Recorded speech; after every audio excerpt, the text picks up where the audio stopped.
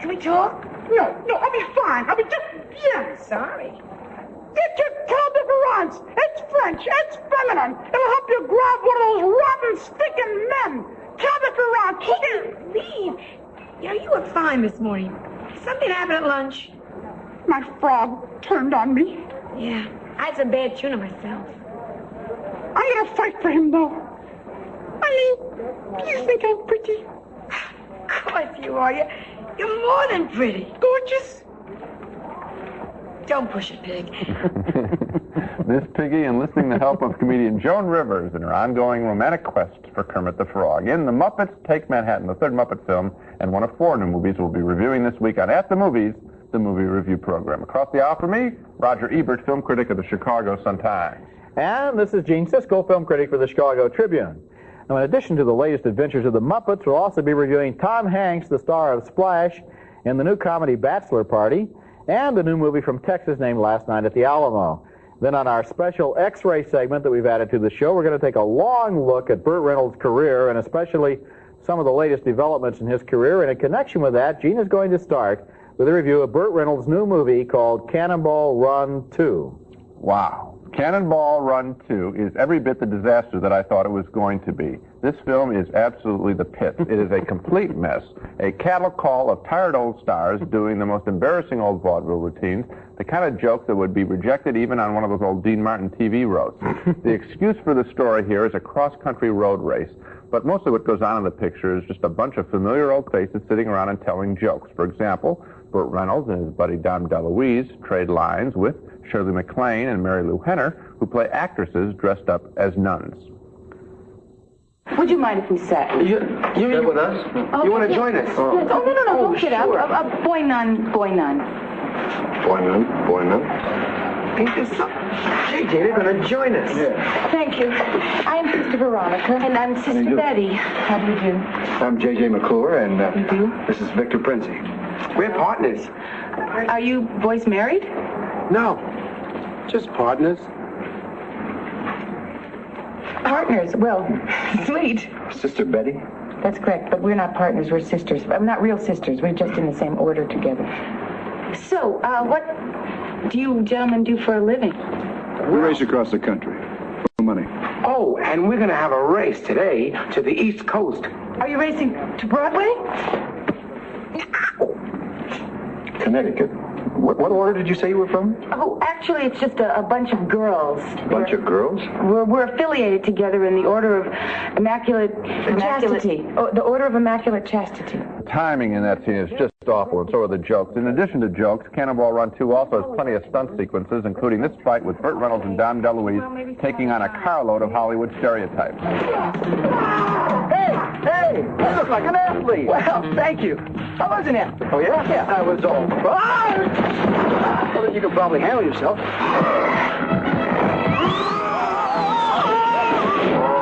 Oh, don't do that to me again. This is just beautiful. That's European, isn't it? But of course. Absolutely stunning.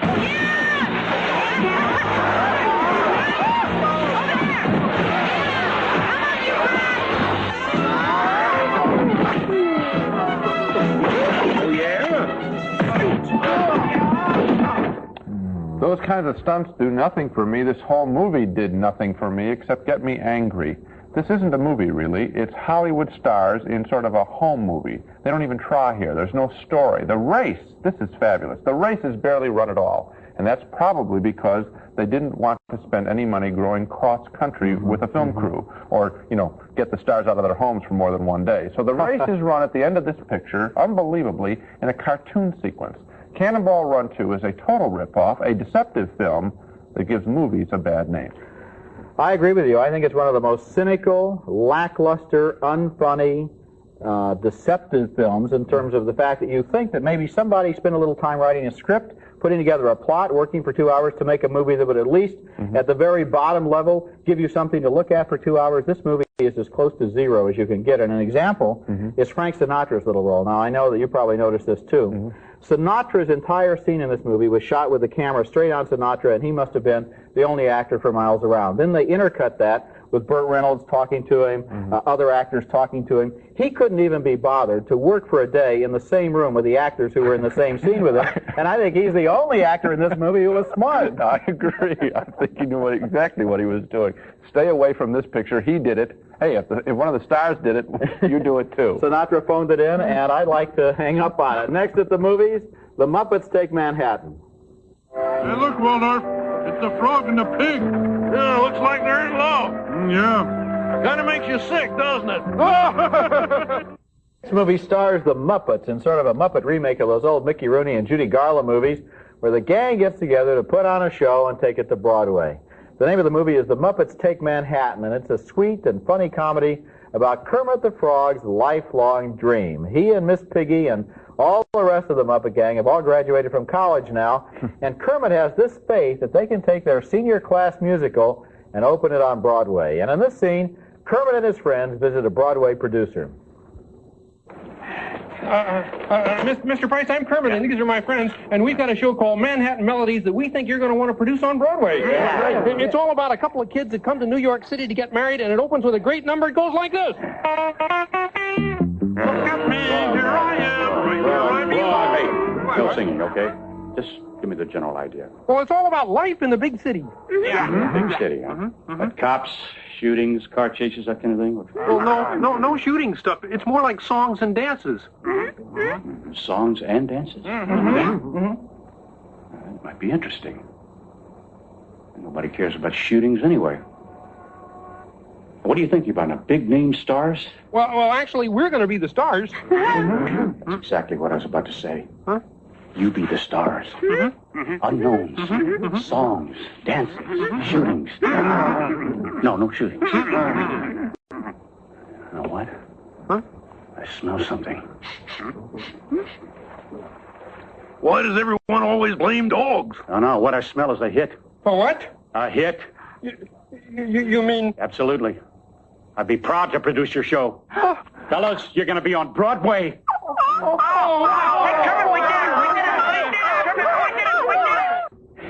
That's Dabney Coleman as the producer. Later in the movie, Kermit continues his romance with the charming and delightful Miss Piggy. This is one of my favorite scenes in the movie, a flashback to those golden days when Miss Piggy was a cute little piglet.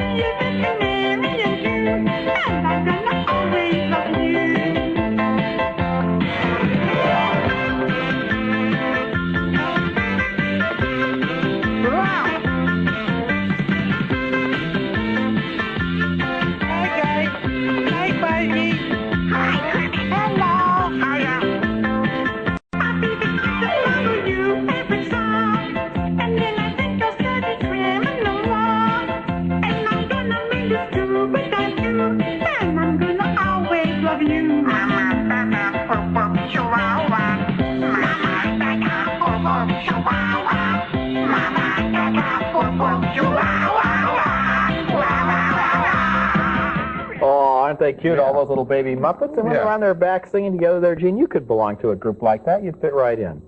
Make it a quartet. The Muppets Take Manhattan is a lot of fun. It's as good as the original Muppet movie, and it's better than The Great Muppet Caper, which was the second movie. Part of the secret is that the Muppets are allowed to be the stars again this time. Instead of playing straight man, to a lot of human guest stars. Sure, there are visiting celebrities in this movie, everyone from Brooke Shields to Liza Minnelli to Joan Rivers, who we saw earlier, but the movie belongs to Kermit and Miss Piggy, and don't you forget it. I thought it was a lot of fun. I think so. It's a lot of fun, and I think that's it. They focus on these two characters. That's the relationship that makes this whole series go, and they just write an interesting little script for these people, a much better script than they wrote for Cannonball Run 2.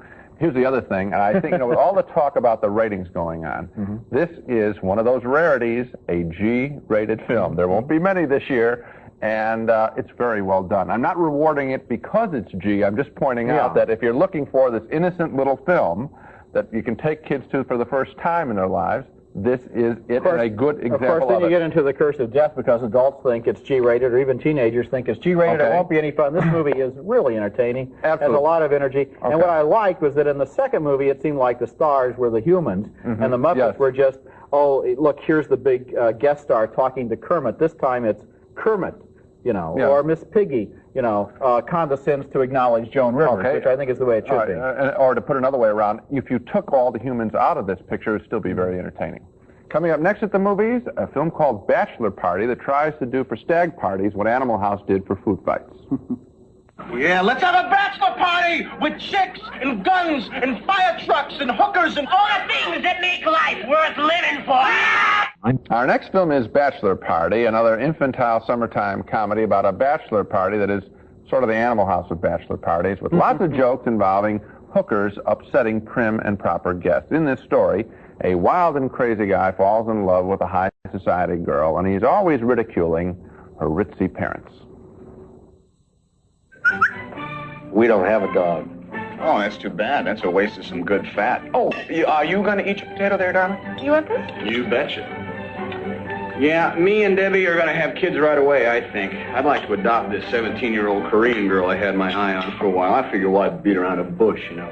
But, I mean, this pup is fertile, and I know I'm perfectly capable, so you don't have to worry. You'll have some American grandkids in no time at all. No, thank you. I tell you, Mrs. T, this is really some spread. This is some pretty good chow. Usually, I just have like a jam sandwich for lunch. You know what a jam sandwich is? Take 2 pieces of bread, jam them together.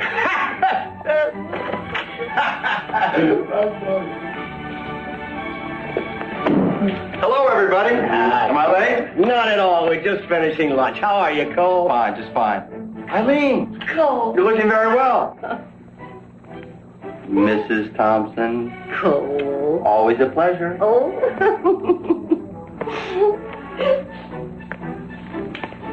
Debbie? And, Bond.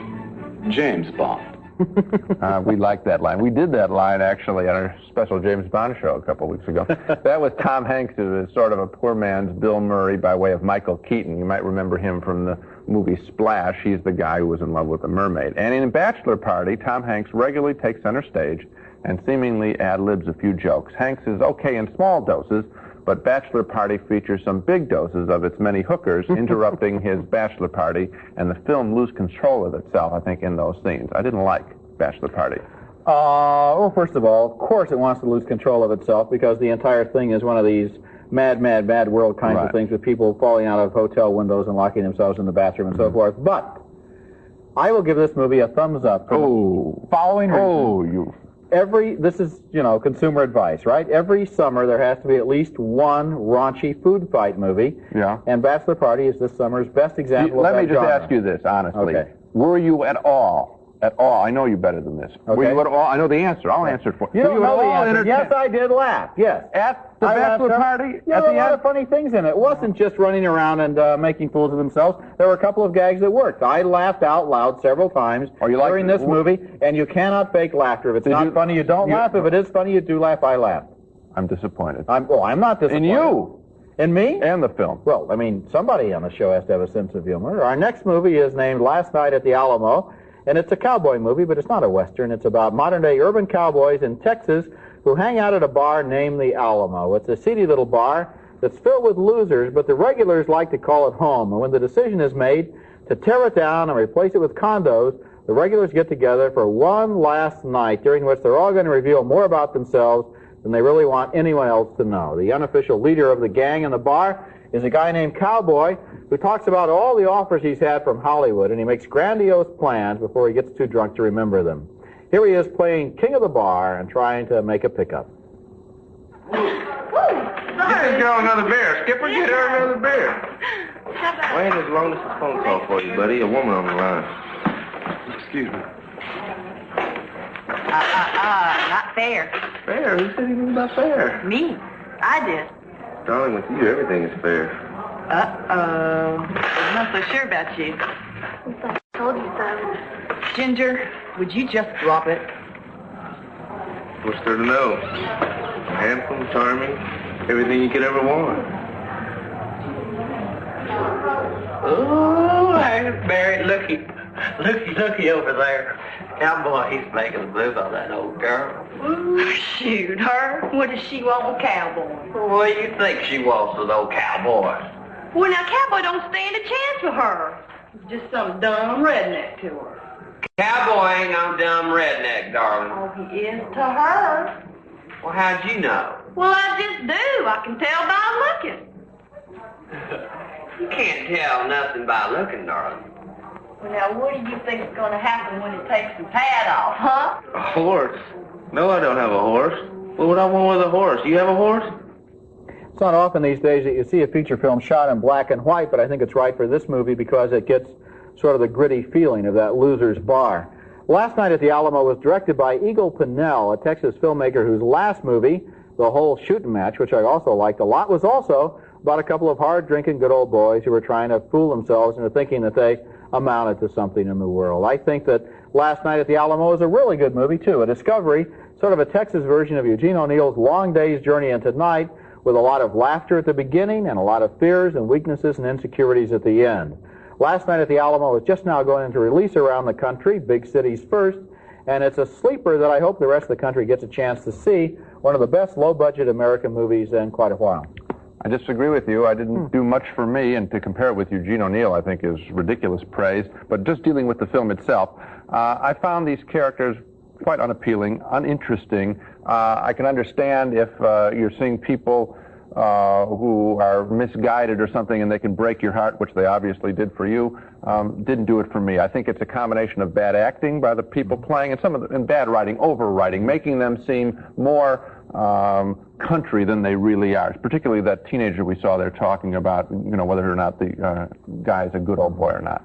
Well, that's an interesting call, because what you're saying is you don't like this movie because it doesn't correspond to some idea you have about how people ought to behave in a Texas bar. Oh, not at all. No, actually, you're saying they're bad actors because they don't convince you that they're real? And bad writing. I don't think so. First of all, it seemed to me that every moment in this bar captured the reality of the way people behave in bars, because people in bars frequently, especially regulars in a bar like this, it's very important to them what roles they play and what personalities they take on and who they like to appear to be in order to cover up the fears and things that they have inside.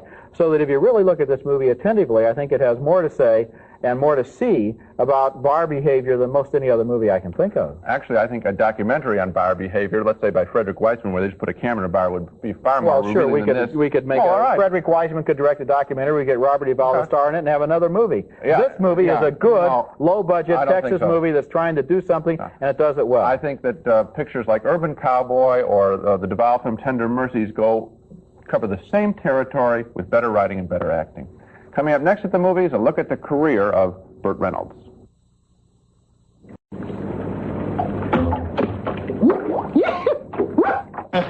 Did we beat that? You don't beat it. You don't beat the script. Our X-ray subject this week, Burt Reynolds. Burt Reynolds can be one of the most appealing actors on film, but like most every actor, even he needs the semblance of a character to play. The problem with many of his recent movies has been he isn't even bothering to play a character. This always hasn't been the case with Burt Reynolds. He has given good performances in serious films, and the earliest example of that was his role as a macho guy who meets his match on a Georgia river in Deliverance in 1972. Later, he played a fascinating detective in Hustle, caught up in a love affair with Catherine Deneuve. That's Burt Reynolds being an actor. He can do it. And that's the good Burt Reynolds. But then he has his other side, sort of like a little devil, like over Donald Duck's shoulder, the bad Burt Reynolds. Well, we have seen the bad Burt Reynolds in 1983's Stroker Ace with Lonnie Anderson, a film that was an utter waste of time for everyone because no one saw it. Well, then, we'll be sharing a room, right? Oh, no, we couldn't do that. Why not? Because we're not married. What a little kidder. What's that got to do with it? That was a staggeringly bad film, and he's made another staggeringly bad film, Cannonball Run 2, a film so lacking in desire to be good that, as we've said, the big race in the picture takes place off camera. I still can't believe that. We've all seen or read Burt Reynolds say in interviews that he feels ignored by the Oscars, that he would like to be taken more seriously as an actor, but the only way that's going to happen, I think, is if he gives up driving cars for a living on screen. Never get into a car again. Just wave them by. You don't get in.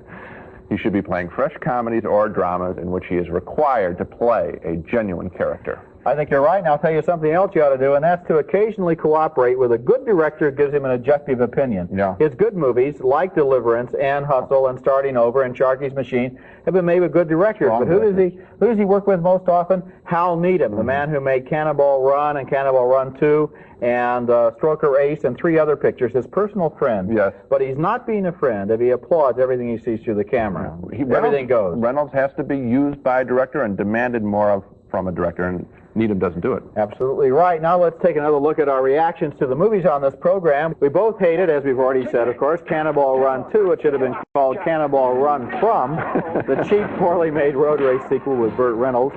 Gene and I both like the latest Muppets movie, though, The Muppets Take Manhattan. It's a pleasant, well-made movie for the whole family. We split on Bachelor Party. I enjoyed the raunchy humor. Gene found it repetitive and boring and occasionally tasteless, only occasionally, and we... Yeah, mostly. Okay, split on the independent film Last Night at the Alamo. I found it touching. Gene thought it was more often trite. That's it for this week. Next week, the doctors will be in. We're going to get carried away with all this advice we've been giving in our special X-ray segment. We're going to be making house calls on ailing careers of some of our favorite performers in the movies. On a special edition of At the Movies, we're going to be examining the careers ups and downs of 3 movie talents, Mel Brooks, John Travolta, and Al Pacino. We're going to presume to give them career advice. That's next week. And until then...